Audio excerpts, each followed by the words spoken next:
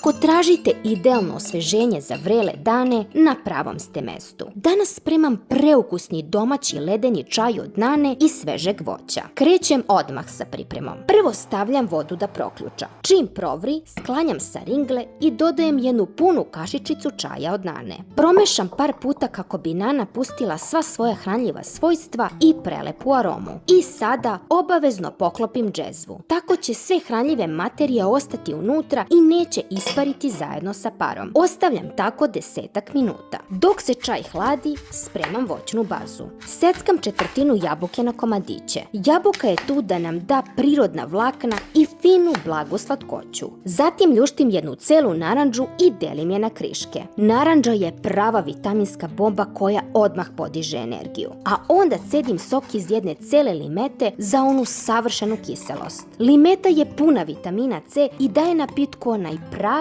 tropski šmek. Sve ovo ide pravo u blender. Jabuka, narandža, sok od limete, pola kašičice cimeta koji daje poseban šmek i sasvim malo vode. Blendam dok ne postane potpuno glatko.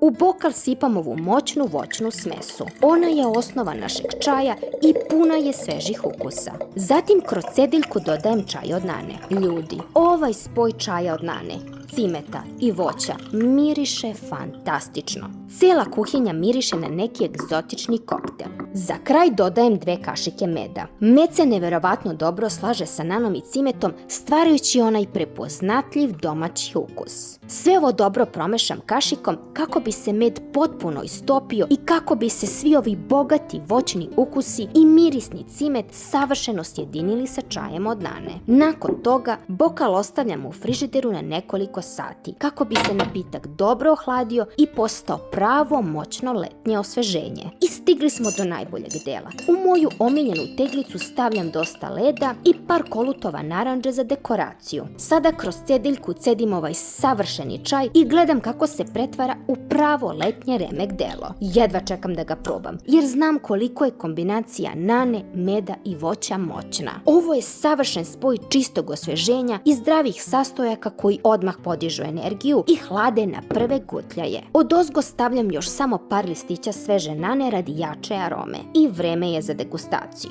Ovo je sve što nam treba tokom vrelih dana. Ukusi su se tako dobro povezali da se cimet ili meta osete u svakom gutljaju, a nana ostavlja onaj predivan, dugotrajan osjećaj svežine u ustima. Obavezno probajte ovaj recept već danas i pišite mi u komentarima kako vam se dopada ova kombinacija voća i nane. Ako vam je ovaj video bio koristan, ne zaboravite da lupite like. Podelite video sa nekim kome hitno treba osveženje i zapratite kanal za još mnogo brzih, ukusnih i zdravih recepata. Hvala vam što ste gledali i vidimo se već u sljedećem videu. Pozdrav!